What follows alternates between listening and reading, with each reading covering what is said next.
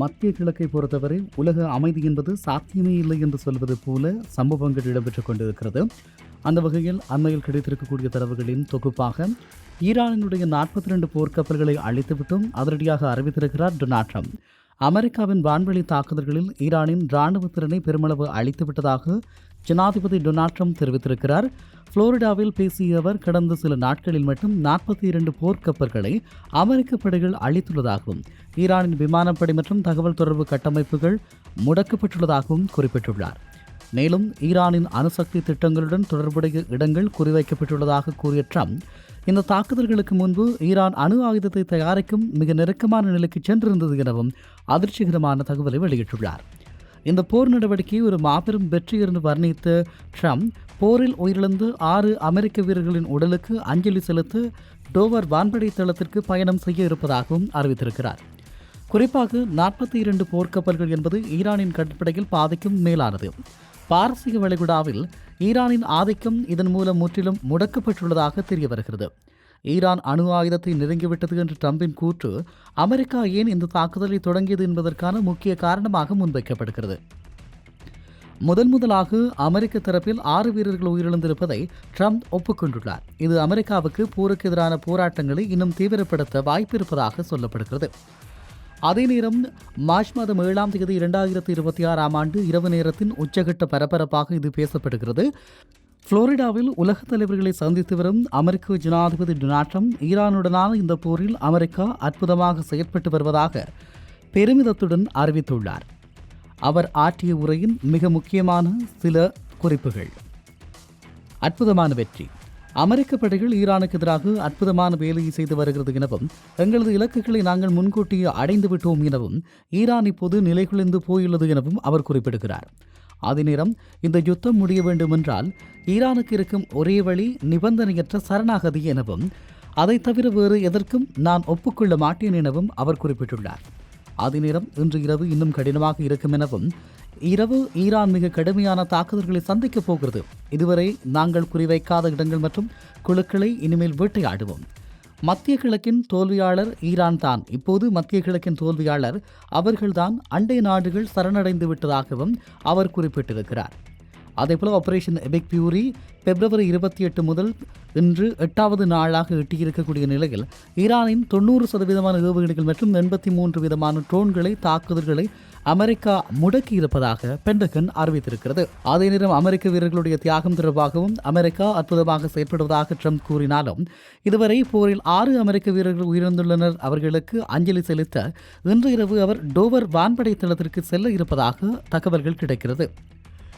அதே நேரம் ட்ரம்பின் நிபந்தனையற்ற சரணாகதி கோரிக்கைக்கு பதிலளித்திருக்கக்கூடிய ஈரானிய அதிபர் செபஸ்டியன், அது அமெரிக்காவின் கனவு மட்டுமே, அந்த கனவுடன் தான் அவர்கள் கல்லறைக்கு செல்வார்கள் என்று ஆவேசமாக பதிலடி கொடுத்துள்ளார். இதே நேரம் இப்படியாக இருக்கக்கூடிய நிலையில் ஐக்கிய நாடுகள் சபையினுடைய அமைதிப்படை மீது தாக்குதல் லெபனானில் கடும் கண்டனம் என்ற செய்தி வெளியாக இருக்கிறது. தெற்கு லெபனானில் உள்ள ஐக்கிய நாடுகள் அமைதிப்படை தளம் மீது நடத்தப்பட்ட எறிகணை தாக்குதலுக்கு லெபனான் வெளியுறவு அமைச்சகம் கடும் கண்டனம் வெளியிட்டிருக்கிறது. அமைச்சகம் வெளியிட்டுள்ள அறிக்கையில், லெபனானின் ஹவுசா நகரில் உள்ள கானா நாட்டு படைப்பிரிவின் தலைமையகம் மீது இரவு நேரத்தில் தாக்குதல் நடத்தப்பட்டதாக குறிப்பிடப்பட்டுள்ளது. இந்த தாக்குதலில் 3 அமைதிப்படை வீரர்கள் காயமடைந்திருப்பதாகவும் அவர்களில் ஒருவரது நிலைமை கவலைக்கிடமாக உள்ளதாகவும் அவர் குறிப்பிட்டிருக்கிறார். 3 சிகிச்சைக்காக பெய்ரூட்டில் உள்ள மருத்துவமனைக்கு மாற்றப்பட்டிருப்பதாக குறிப்பிடப்பட்டிருக்கிறது. இந்த சம்பவம் குறித்து ஐக்கிய நாடுகள் அமைதிப்படை தற்போது விசாரணை நடத்தி வரும் வேளையில் லெபனான் அமைச்சகம் இந்த தாக்குதலை கடுமையான சொற்களால் கண்டித்துள்ளது. மேலும் இந்த சம்பவம் சர்வதேச சட்டத்தை மீறும் ஒரு பாரிய செயல் எனவும் அமைச்சகம் சாடியுள்ளது. ஈரானில் குண்டுவீச்சை நிறுத்துங்கள், லண்டனில் 5000க்கும் மேற்பட்டோர் பிரம்மாண்டமான பேரணி என்ற செய்தி வெளியாக இருக்கிறது. சர்வதேச ஊடகங்கள் இந்த செய்தியை வெளியிட்டிருக்கிறது. அமெரிக்க மற்றும் இஸ்ரேல் ஈரானின் மீது நடத்தி வரும் தாக்குதல்களை உடனடியாக நிறுத்த கோரி லண்டன் நகரின் மையப்பகுதியில் குறைந்தது 5000 முதல் 6000 வரையான போராட்டக்காரர்கள் பேரணியாக சென்றுள்ளனர். சனிக்கிழமை மதிய வேளையில் மில்பேங்க் பகுதியில் தொடங்கிய இந்த பேரணி பாக்கால் பகுதியில் உள்ள அமெரிக்க தூதரகத்தை நோக்கி சென்றுள்ளது. நாங்கள் மக்கள், எங்களை மௌனமாக்க முடியாது மற்றும் இப்பொழுதே குண்டுவீச்சை நிறுத்து போன்ற முழக்கங்களை எழுப்பியபடி போராட்டக்காரர்கள் அணிவகுத்து சென்றனர். இந்த போராட்டத்தை 3 அமைப்புகள் ஒருங்கிணைந்து நடத்தியதாக தெரிய வருகிறது. அதே நேரம் அமெரிக்காவுக்கு ஆதரவாக பிரிட்டன் தனது வான்வழி தளங்களை பயன்படுத்த அனுமதித்துள்ளதற்கு போராட்டக்காரர்கள் கடும் எதிர்ப்பு தெரிவித்திருக்கிறார்கள். ஒரு பக்கம் அமெரிக்க தூதரகத்தை நோக்கி போர் எதிர்ப்பு பேரணி நடந்த வேளையில் மறுபக்கம் ஈரானிய தூதரகத்தை நோக்கி ஈரானிய அரசாங்கத்திற்கு எதிரான ஸ்டேஜ் 4 ஃப்ரீடம் என்ற மற்றொரு போராட்டமும் அதே நேரத்தில் லண்டனில் நடைபெற்றுள்ளது. லண்டனில் அசம்பாவிதங்களை தவிர்க்க 5 மணிக்குள் பேரணியை முடிக்க வேண்டும் எனவும் ஒலிபெருக்கிகளை பயன்படுத்தக்கூடாது எனவும் மெட்ரோபாலிட்டன் போலீஸ் கடும் நிபந்தனைகளை விதித்துள்ளது. பிரிட்டனில் எடுக்கப்பட்ட ஒரு கருத்து கணிப்பின்படியாக 49% மக்கள் ஈரானுடனான இந்த போரை எதிர்ப்பதாக தகவல் வெளியாகியுள்ளது. அதே நேரம் அண்டை நாடுகள் இலக்கில் அமெரிக்க தளங்களை இலக்கு ஈரான் ஜனாதிபதி விளக்கம் என்ற செய்தி வெளியாகி இருக்கிறது. ஈரான் ஜனாதிபதி மசூத் பெஸெஷ்கியான் வெளியிட்டிருக்கக்கூடிய அறிக்கையில் ஈரான் எப்பொழுதும் அண்டை நாடுகளுடன் நட்புணர்வையும் அவர்களின் இறையாண்மையை மதிப்பதையும் அடிப்படையாக கொண்ட உறவை விரும்புகிறது என தெரிவித்திருக்கிறார். அமெரிக்கா மற்றும் இஸ்ரேலினுடைய இராணுவ ஆக்கிரமிப்புக்கு எதிராக தற்காத்துக் கொள்ளும் ஈரானின் அடிப்படை உரிமையை இது தடுத்து விடுகிறது. எங்களது நாடு காக்கப்படும் வரை நாங்கள் இறுதி வரை போராடுவோம் என அவர் குறிப்பிட்டிருக்கிறார். ஈரானின் தாக்குதல்கள் அனைத்தும் எங்கள் மீது தாக்குதல் நடத்தும் இடங்கள் மற்றும் வசதிகளை மட்டுமே இலக்காக கொண்டவை. நாங்கள் அண்டை நாடுகள் மீது தாக்குதல் நடத்தவில்லை. பிராந்தியத்தில் உள்ள அமெரிக்க இராணுவ தளங்கள் மற்றும் அவர்களின் உட்கட்டமைப்புகளை மட்டுமே குறிவைக்கிறோம் எனவும் அவர் விளக்கியுள்ளார். அதே நேரம் கடந்த சில நாட்களாக குவைத், ஐக்கிய அரபு அமீரகம் மற்றும் சவுதி அரேபியா மீது ஈரானிய ஏவுகணைகள் விழுந்தால் அந்த நாடுகள் கடும் கோபத்தில் உள்ளன. இதை சரி செய்யவே செபஸ்கியன் இப்பொழுது தனிப்பட்ட முறையில் மன்னிப்பு கேட்டுள்ளார்.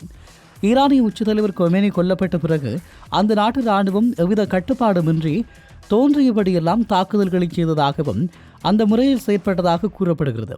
இப்போது அதை சரி செய்து அண்டை நாடுகளை பகைத்துக் கொள்ளக்கூடாது என இடைக்கால தலைமை கவுன்சில் உத்தரவிட்டிருப்பதாகவும் அந்த செய்தி வெளியாகியிருக்கிறது. அதே நேரம் உங்கள் நாட்டில் உள்ள அமெரிக்க தளங்களை மட்டும் தான் நாங்கள் தாக்குகிறோம் என்று சொல்வதன் மூலமாக அண்டை நாடுகளை அமெரிக்காவுக்கு எதிராக திருப்ப ஈரான் முயல்வதாக ஒரு கருத்து வெளியாக இருக்கிறது. அதே நேரம் அமைதி பரிசு பெற்றவரின் நாடா இதை செய்கிறது, ஈரான் காட்டும் என்று செய்தி வெளியாகி இருக்கிறது. தெஹ்ரானில் உள்ள ஈரானின் மிகப்பெரிய விளையாட்டு வளாகமான அசாதி ஸ்போர்ட்ஸ் காம்ப்ளெக்ஸ் மீது அமெரிக்கா மற்றும் இஸ்ரேல் நடத்திய குண்டுவீச்சில் பெரும் சேதம் ஏற்பட்டிருக்கிறது. இதுகுறித்து எக்ஸ் தளத்தில் பதிவிட்டிருக்கக்கூடிய ஈரானிய செய்தி தொடர்பாளர் இஸ்மாயில் பகாயி, இதுதான் தெஹ்ரானின் அசாதி விளையாட்டு வளாகம் கால்பந்து மைதானத்தையே அமெரிக்கா இலக்கு வைத்திருக்கிறது. இதே அமெரிக்காவின் அதிபர் தான் சமீபத்தில் ஃபிஃபா அமைதி பரிசு பெற்றவர் என்று சாடியிருக்கிறார்கள். இதற்கு ஃபிஃபா அல்லது சர்வதேச ஒலிம்பிக் கமிட்டி ஏதேனும் பதில் சொல்லுமா என்று அவர் கேள்வி எழுப்பியிருக்கிறார். கடந்த டிசம்பர் 2025 அமெரிக்க ஜனாதிபதி டொனால்ட் ட்ரம்பிற்கு ஃபிஃபா அமைப்பு உலக அமைதிக்காக பாடுபட்டவர் என்று கூறி தனது முதல் அமைதி பரிசை வழங்கியது. இப்போது அதே ட்ரம்பின் உத்தரவின் பெயரில் ஈரானின் மிகப்பெரிய கால்பந்து மைதானம் தாக்கப்பட்டுள்ளது ஒரு பெரிய முரண்பாடாக பார்க்கப்படுகிறது. இந்த தாக்குதல்களில் 12,000 பேர் அமரக்கூடிய அசாதி உள்விளையாட்டு அரங்கம் முற்றிலும் தரைமட்டமாக்கப்பட்டிருப்பதாக தகவல் தெரிவிக்கிறது. ஆனால் அமெரிக்கா மற்றும் இஸ்ரேல் தரப்பு அசாதி மைதானத்தை ஈரான் தனது ஸ்பெஷல் யூனிட் படைகளுக்கு தங்கும் இடமாக ஏவுகணைகளை வைக்கும் இடமாகவும் பயன்படுத்தி வருகிறது எனவும் அதனாலேயே தாக்கினோம் எனவும் விளக்கம் அளித்திருக்கிறது. 2026 உலகக்கோப்பை கால்பந்து போட்டிகள் அமெரிக்காவில் நடக்கவுள்ள நிலையில் ஈரானின் கால்பந்து மைதானம் தாக்கப்பட்டிருப்பது பெரும் சர்ச்சையை ஏற்படுத்தி இருக்கிறது என்றும் சொல்லலாம். இவை அண்மையில் கிடைக்கப்பட்டிருக்கக்கூடிய செய்திகளினுடைய தொகுப்பாகும்.